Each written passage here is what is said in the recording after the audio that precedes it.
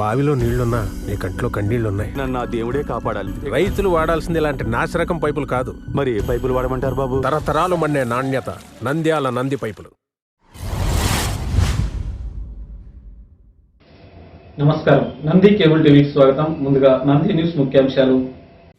హిందూ శౌర్యాన్ని ప్రదర్శించాల్సిన సమయం ఆసన్నమైందంటున్న బజరంగ్ దళ్ నాయకులు.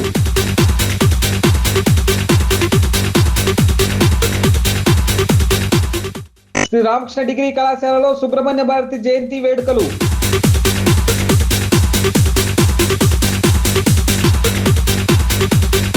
హిందూ శ్మశాన వాటికలో పూల మొక్కలు నాటిన స్వర్గధామం నవనిర్మాణ సమితి సభ్యులు.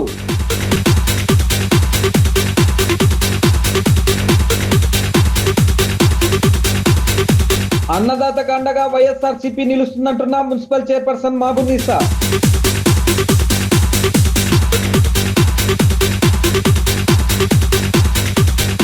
నంద్యాల రైల్వే రామాలయంలో ఘనంగా గీతా జయంతి వేడుకలు.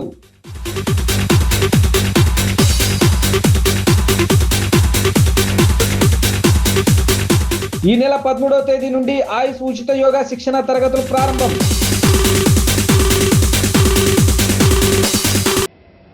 నంద్యాల పట్టణంలో బుధవారం విశ్వ హిందూ పరిషత్ మరియు బజరంగ్ దళ్ ఆధ్వర్యంలో గీతా జయంతిని పురస్కరించుకుని నిర్వహించిన శౌర్య యాత్ర విజయవంతమైంది.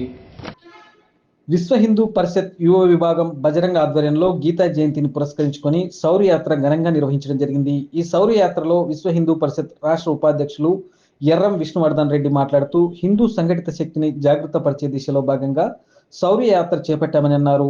జిల్లా అధ్యక్షులు బుగ్గన చంద్రమౌళీశ్వర్ రెడ్డి మాట్లాడుతూ హిందూ దేవాలయాలకు స్వయం ప్రతిపత్తి కలిగించే సంకల్పంతో జనవరి 5న విజయవాడలో జరగబోయే హైందవ శంఖారావం భారీ బహిరంగ సభను విజయవంతం చేయాలని పిలుపునిచ్చారు.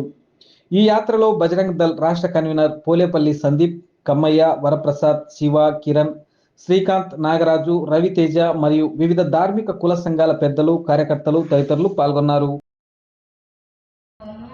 ఈరోజు విశ్వ హిందూ పరిషత్ ఆధ్వర్యంలో బజరంగ్ దళ్ నిర్వహిస్తున్నటువంటి సౌర జాగరణ యాత్ర గీతా జయంతి ఏంటి సంబంధం అనే విషయంలో మనం ఆలోచన చేస్తే, ఆ రోజు అయోధ్యలో ఉన్నటువంటి కలంకిత కట్టడాన్ని తొలగించిన రోజు కూడా గీతా జయంతి యొక్క విశేషాన్ని మనం గమనిస్తే గిన ఆ రోజు శ్రీకృష్ణుడు అర్జునునికి ఎందుకు బోధించాల్సి వచ్చింది, అధర్మం వైపు కాకుండా ధర్మం వైపు నిలబడాలనే ఉద్దేశంతోనే ఆ రోజు శ్రీకృష్ణుడు అర్జునునికి బోధించడం జరిగింది. భగవద్గీత అనేది ఒక మతానికి సంబంధించినటువంటి గీత కాదు, యావత్ ప్రపంచంలోని జీవన విధానాన్ని తెలియజేసినటువంటి గీత అనేది హింసకు సంబంధించిన విషయం కాదు, శాంతి గురించి చెప్తుంది, ధర్మం గురించి చెప్తుంది, అధర్మం వచ్చినప్పుడు ధర్మం ఎట్లా నిలబడాలని కూడా గీత చెప్తుంది. కాబట్టి ఆ గీతా జయంతిని ఈరోజు బజరంగ్ దళ్ ఆధ్వర్యంలో దేశవ్యాప్తంగా జరుగుతూ ఉంది. అదే కాకుండా రాబోయే రోజులలో అయోధ్యలో రామ మందిర నిర్మాణం కోసం ఎట్లా కృషి చేసి మనం సాధించుకున్నామో ఈరోజు దేవాలయాలను పరిరక్షించుకున్న విషయం కూడా ప్రతి ఒక్క హిందువు ఆలోచించాలి. ఆ ఆలోచన భాగంగానే రేపు జనవరి 5వ తారీఖున హైందవ శంఖారావం పేరు మీద విజయవాడలో పెద్ద సభ జరుగుతూ ఉంది. ఆ సభలో యావత్ హిందూ సమాజం పాల్గొనాలి. మనం ప్రభుత్వాలు సంకేతం ఇవ్వాలి, మా దేవాలయాలు మేము రక్షించుకుంటాం, మేము సంరక్షించుకుంటాం, మేమే దాన్ని ఆలనా పాలన చూసుకోగలుగుతాం అనే నినాదంతో ఆ రోజు విజయవాడలో అందరం కలిసి హైందవ శంఖారంలో పాల్గొనాలి. కాబట్టి రాబోయే రోజులలో హిందుత్వం అంతా కలిసి ఉంటేనే మనం బలంగా ఉంటే నిలబడగలుగుతాం. ఎప్పుడు నిలబడతామో అప్పుడు విజయం సాధించగలుగుతాం, ఎప్పుడు విడిపోతామో మనం పడిపోతాం. ఆ విషయాన్ని ప్రతి ఒక్క హిందూ గమనించాలి. అందుకే ఏం నినాదంతో ముందుకు పోవాలంటే గడప లోపల కులం, గడప దారితే మనమంతా హిందువులం, బంధువులం, భర్తమాత బిడ్డలం అనే నినాదంతో రాబోయే రోజుల్లో మనం అందరం వెళ్ళాలి. సో ధర్మం కొరకు మనం ఎటువంటి పరిస్థితుల్లో కూడా ఖచ్చితంగా ఫైట్ చేయాలి, పోరాడవలసిందే. తద్వారా ధర్మ కార్యాలు నిర్వహించుకోవాలి, ఈ సమాజాన్ని శాంతియుతంగా మనం నడుపుకోవడానికి ఉపయోగించుకోవాలి. ఆ కార్యక్రమాన్ని గుర్తు చేయడం కొరకు చేసే ఈ యాత్ర ఘనంగా మనం జరుపుకోవాల్సి ఉంది. హిందువులందరిలో కూడా భగవద్గీతను చదవాలి, భగవద్గీత సారాంశాన్ని తెలుసుకోవాలనే విషయాన్ని కూడా మనం చెప్పవలసిన ఆవశ్యకత ఉంది. ఈ యొక్క యాత్ర యొక్క ముఖ్యోద్దేశము మన దేవాలయాల పరిరక్షణ. మన దేవాలయాలు అన్నీ కూడాను నాశనం చేయాలని దృక్పథంతో కొన్ని ప్రభుత్వాలు కూడా ప్రయత్నించినాయి. అయితే వారి వల్ల ఏమీ కాదనే విషయము వారికి కూడా తెలిసిపోయింది. ఇకపోతే బంగ్లాదేశ్లో కూడాను మన హిందూ దేవాలయాలన్నింటినీ కూడాను కూల్చడం, హిందువులను చాలా హింసించడం, హిందువుల స్త్రీలను అమానుషంగా దారుణంగా చెరచడం చేయడం వంటి కృత్యాలు మనం చూస్తూనే ఉన్నాం. అనేకమైన పాకిస్తాన్లో కూడా అలాగే జరుగుతుంది. ప్రపంచంలోనే మహా పెద్ద ప్రజాస్వామ్యం కలిగిన దేశము మన దేశము. అమెరికా అయినప్పటికీ కూడాను అమెరికాలో ప్రజాస్వామ్యం మనుగడలో లేదు. కేవలం మన దేశంలోనే కులాలకు మతాలకు అతీతంగా మనం ప్రజాస్వామ్యాన్ని జరుపుకుంటున్నాం. కాబట్టి ఇటువంటి దేశంలో మనం పుట్టడమే మన అదృష్టము. మన దేశంలో యజ్ఞ యాగాది క్రతువులైతేనేమి ఇవన్నీ కూడాను నిత్యము మనము సనాతన ధర్మాన్ని అయితే పాటిస్తున్నాం. కాబట్టి మన హిందువులందరూ కూడాను చాలా అన్యోన్యంగా ఆనందంగా ఉండగలుగుతున్నాం. శ్మశానాలను కూడా కాపాడాల్సిన బాధ్యత హిందూ శ్మశానాలు కూడా వేరే వారి అధీనం కాకుండా వాటికి కావాల్సిన సదుపాయాలన్నీ కూడా మనం ఏర్పాటు చేసుకోవాల్సిందిగా కోరుకుంటూ, నంద్యాల పట్టణంలోని శ్రీ రామకృష్ణ డిగ్రీ కళాశాల యందు బుధవారం శ్రీ సుబ్రహ్మణ్యం భారతీ జయంతి వేడుకలను ఘనంగా నిర్వహించారు. స్థానిక శ్రీ రామకృష్ణ అటానమస్ డిగ్రీ కళాశాలలో స్వామి వివేకానంద ఆడిటోరియంలో బుధవారం ప్రముఖ తమిళ కవి, బహుముఖ ప్రజ్ఞాశాలి, దేశభక్తిపరుడు సుబ్రహ్మణ్యం భారతీ జయంతి సందర్భంగా తెలుగు మరియు ఇంగ్లీష్ విభాగాల ఆధ్వర్యంలో సాహితీ సదస్సు జరిగింది. ఈ కార్యక్రమానికి కళాశాల చైర్మన్ డాక్టర్ రామకృష్ణారెడ్డి అధ్యక్షత వహించాడు. ఈ సందర్భంగా ముఖ్య అతిథి డాక్టర్ గెలివి సహదేవుడు మాట్లాడుతూ, సుబ్రహ్మణ్యం భారతి ప్రముఖ తమిళ కవి, స్వాతంత్ర సమరయోధుడు, చిన్న వయసులోనే భారత స్వాతంత్ర ఉద్యమం బాట పట్టినవాడని, చిన్న వయసులోనే అనేకమైన పాటలు రచించాడని, తన పాటల ద్వారా చిన్నపిల్లల్లో సైతం దేశభక్తిని ప్రేరేపించాడని, ఈ భారతదేశం ఆధ్యాత్మిక దేశమని, జాతీయవాదిగా ఆధునిక తమిళ సాహిత్యానికి పితామహుడిగా సుబ్రహ్మణ్య భారతి ప్రసిద్ధికెక్కాడని, కన్నన్ పట్టు, నిలవం పాంచాలి, సబతం, కూమెల్ పట్టు, కాట్రూమ్ సుబ్రహ్మణ్య భారతి యొక్క గొప్ప తమిళ కవితా రచనలని, విద్యార్థుల జీవితాన్ని ఎలా తీర్చిదిద్దుకోవాలో తెలియజేశాడని, అంతేకాక గీతా జయంతి, ఉత్తమ ఏకాదశి, కృష్ణ భగవానుడు అర్జునులకు గీతను ఉపదేశించిన రోజని, నిరాశ నిస్పృహలతో యుద్ధ విముఖత కలిగిన అర్జునునకు గీత ద్వారా జీవిత పరమార్థాన్ని, జ్ఞానాన్ని కలిగించిన వారని, విద్యార్థులు మీరు కూడా భగవద్గీతను చదవండి, అనేకమైన విషయాలు ఆత్మవిశ్వాసంతో జీవితాలను తీర్చిదిద్దుకోవచ్చని, మీకు మంచి జ్ఞానం కూడా కలుగుతుందని, విద్యార్థులకు భాషల పట్ల ప్రేమ ఉండాలి, అభిమానం ఉండాలని, భాష ఔన్నత్యం గురించి తెలుసుకోవాలని, విద్యార్థులు మనోదౌర్బల్యం నుండి బయటపడాలని, విజ్ఞాన సముపార్జనలో ముందుండాలని అన్నారు.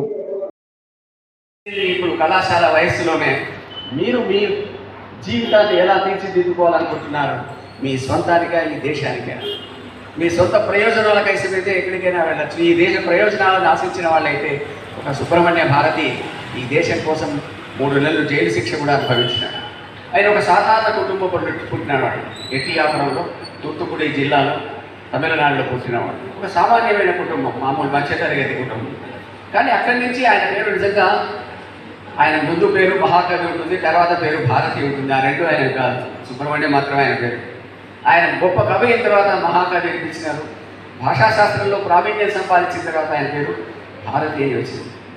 కాబట్టి మీరు ఎక్కడ పుట్టారు, ఏం చేశారు అనే దానికంటే మీరు ఏమి సాధించారన్న దాన్ని సుబ్రహ్మణ్య భారతి మనకు సందేశం ఇస్తున్నాడు. అలాంటి భాషకు సంబంధించిన మన భాష పట్ల కూడా ప్రేమగా ఉండాలి అనేది భాష అంటే తెలుగు భాష ఒకటే కాదు, ఇంగ్లీష్ అయినా కావచ్చు, హిందీ అయినా కావచ్చు, ఉర్దూ అయినా కావచ్చు, ఏ భాష అయినా కావచ్చు. ఆ భాషలో ఉన్నటువంటి గొప్పతనాన్ని విద్యార్థులకు తెలియజేయవలసినటువంటి అవసరం ఉంది. కేవలం నాకు సిలబస్లో ఇవే ఇచ్చారు, ఇవే చెప్పుకొని నేను వెళ్ళిపోతానంటే దానివల్ల ఉపయోగం లేదు. కాబట్టి ఏ ఏ ఏ భాషా పండితులు అయితే ఉన్నాడో ఆ భాషలో ఉన్నటువంటి గొప్పతనాన్ని విద్యార్థులు గ్రహించే పద్ధతిలో ఇక్కడ ఉన్నటువంటి అధ్యాపకులు ప్రయత్నం చేయాలి. అలాంటి ప్రయత్నం చేయడానికి అధ్యాపకులు కృషి చేస్తారని, ఈ భాషా ఉత్సవం ద్వారా వీళ్ళు కొంత చైతన్యం కల్పించి భాష పట్ల అభిమానాన్ని పెంచుతుందని చెప్పేసి ఆశిస్తూ సెలవు. నంద్యాల పట్టణ శివారులోని స్వర్గధామం హిందూ శ్మశాన వాటిక నందు బుధవారం స్వర్గధామం నవనిర్మాణ సమితి సభ్యులు 600 బంతిపూల మొక్కలు నాటారు. నంద్యాల స్వర్గధామం హిందూ శ్మశాన వాటికలో బుధవారం 600 బంతిపూల మొక్కలు నాటడం జరిగింది. మార్గశిర మాసం ఏకాదశి గీతోపదేశం చేసిన రోజు శివుని విగ్రహం చుట్టూ 600 మొక్కలను స్వర్గధామం నవనిర్మాణ సమితి సభ్యులందరూ ఈ కార్యక్రమంలో పాల్గొని నాటడం జరిగింది. అంత్యక్రియల కోసం హిందూ శ్మశాన వాటికకు వచ్చిన వాళ్ళకి ఒక ఆహ్లాదకరమైన, సస్యశ్యామలమైన, ప్రశాంతమైన వాతావరణాన్ని కలిగించేదానికి 4 నెలల కింద స్వర్గధామం బృందావనం అనేటువంటి ఈ కార్యక్రమాన్ని నిర్వహించారు. అందులో 3600 మొక్కలు నాటడం జరిగిందని, 12 రాశులకు 12 మొక్కలు, 27 నక్షత్రాలకు 27 మొక్కలు, అది ఏ దేవతలకు సంబంధించిందో ఆ మొక్క పేరుతో ప్రతి చెట్టు కింద పలకాన్ని కూడా ఏర్పాటు చేయడం జరిగిందని తెలిపారు.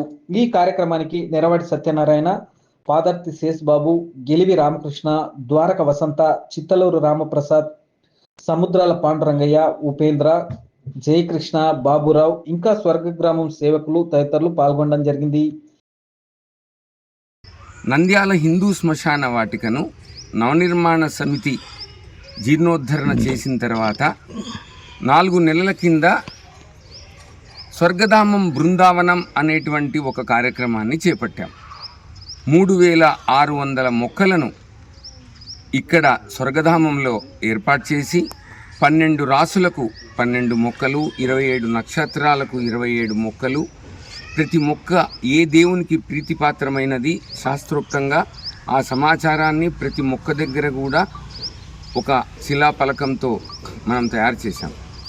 అలాగే ఈరోజు గీతా జయంతి సందర్భంగా 600 చెండు పూల మొక్కలను మనకు రుద్రభూమిలో ఉండేటువంటి మహాశివుడు ధ్యానముద్రలో ఉన్నాడు, అతని చుట్టూ కూడా ఒక పూల బంతులతో ఒక హారం మాదిరిగా ఈరోజు ఇక్కడ ఒక 600 మొక్కలను మేమందరము నవనిర్మాణ సమితి స్వర్గధామం సేవకులము ఇక్కడ నాటుతూ ఉన్నాం. భీమారం రస్తాలో ఉన్నటువంటి దీన్ని నవనిర్మాణ సమితికి మున్సిపాలిటీ ఇవ్వడం జరిగింది. దీన్ని అభివృద్ధి చేయాలనే ఉద్దేశంతో ఒక కార్యరూపం దాల్చి ఒక కమిటీని ఫామ్ చేసుకొని అందరం కలిసి బజార్లో అడక్క తిని దేవుని దయతో అందరూ కూడా బాగా సహకరించినారు. ఇటువంటి దానికి దీన్ని ఒక బృందావనంగా తీసుకురావాలనే ఒకటి ఆలోచన సంకల్పం మనకు ఫరూక్ గారు కూడా మొన్న చెప్పారు. ఇక్కడ నేను రాజమండ్రిలో ఉందయ్యా, బాగా చేశాను నేను ఉంటే అప్పుడు అన్నాడు. అలాగే ఇది కూడా ఒక 2 సంవత్సరాలు పోతే అలాగే తీర్చిదిద్దుతున్నాం. అందరూ కూడా కమిటీ సభ్యులు, ప్రజల్లో తాతలు అందరూ కూడా విపరీతంగా సహకరించినారు. 3-4 కోట్లతో ఖర్చు పెట్టడం జరిగింది. అన్నదాతకు అండగా వైఎస్ఆర్సీపీ నిలుస్తుందని మున్సిపల్ చైర్పర్సన్ మాబునిసా తెలిపారు.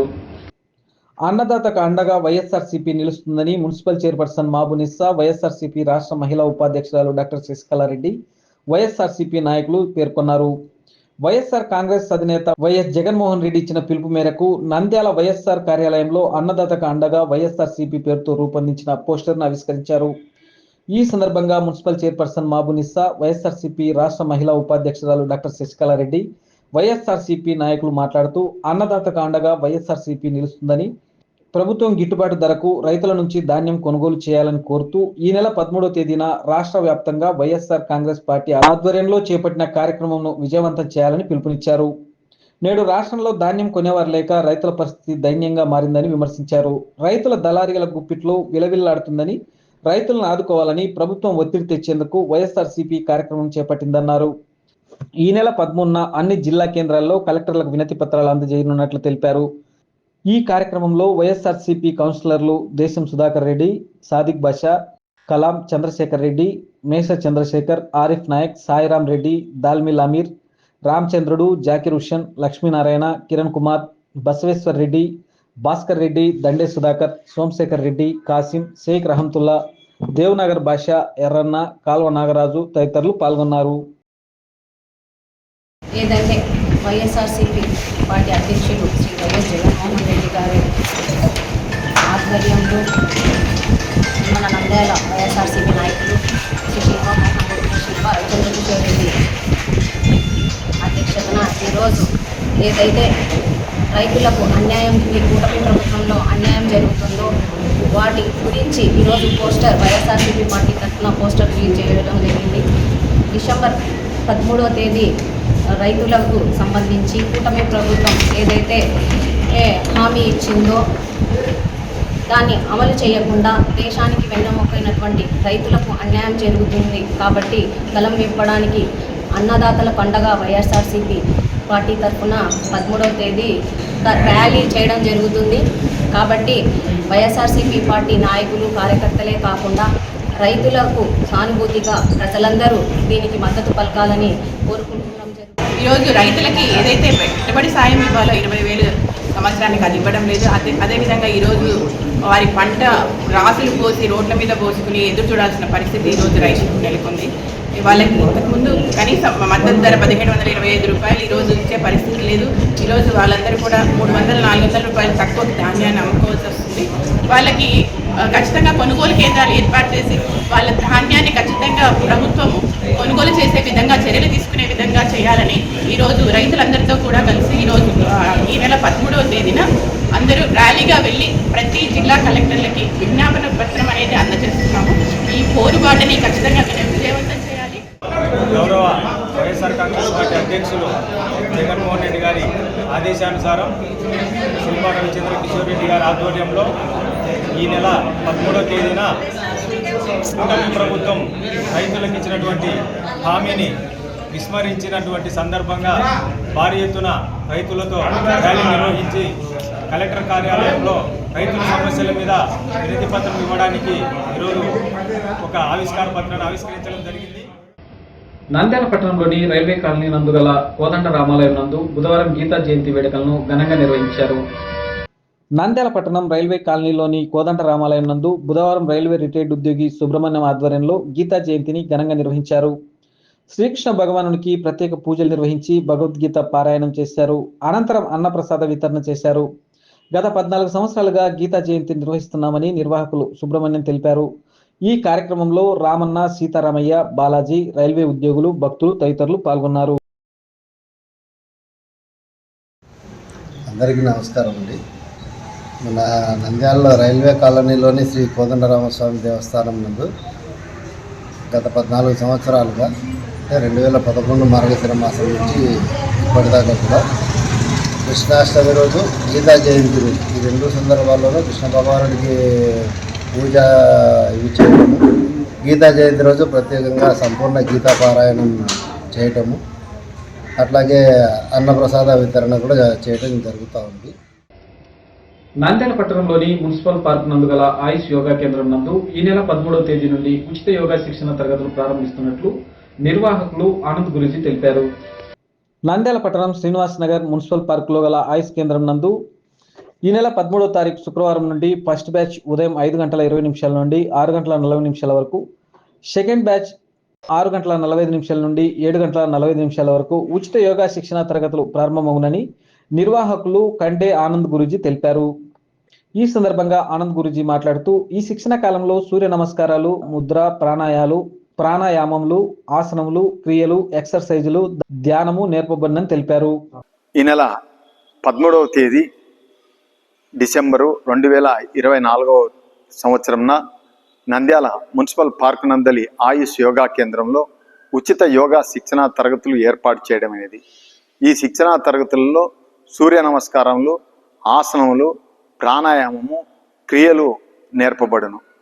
క్రియలు అనగా జలదౌతి, జలనేతి, సూత్రనేతి, శంకర ప్రక్షాళన, దుగ్ధనేతి, వస్త్రదౌతి ఈ క్రియలు కూడా చేపించబడును. గతంలో లాగా కాకుండా ఇప్పుడు 4 భాగాలుగా విభజించి బ్యాక్ పెయిన్ సమస్య ఉన్న వారిని సపరేట్గా, అలాగే BP, sugar, gas trouble, acidity ఉన్న వారిని సపరేట్గా, ఒబేసిటీతో బాధపడుతున్న వారిని సపరేట్గా, థైరాయిడ్, పీసీఓడి ప్రాబ్లంతో బాధపడుతున్న వారిని ఇంకొక భాగంగా తయారు చేసి 4-5 మంది మాస్టర్ని ఏర్పాటు చేసి ప్రత్యేకంగా శిక్షణ ఇవ్వడం జరుగుతుంది. నంది న్యూస్ ముగించే ముందు ముఖ్యాంశాలు మరోసారి. హిందూ శౌర్యాన్ని ప్రదర్శించాల్సిన సమయం ఆసన్నమైందంటున్న బజరంగ్ దళ నాయకులు.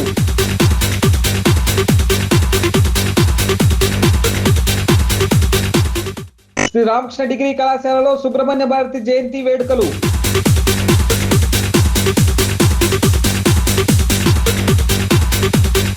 హిందూ శ్మశాన వాటికలో పూల మొక్కలు నాటిన స్వర్గధామం నవనిర్మాణ సమితి సభ్యులు.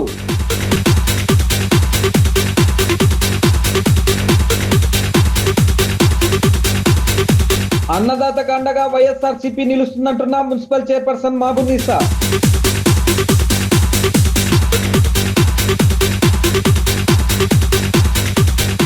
నంద్యాల రైల్వే రామాలయంలో ఘనంగా గీతా జయంతి వేడుకలు.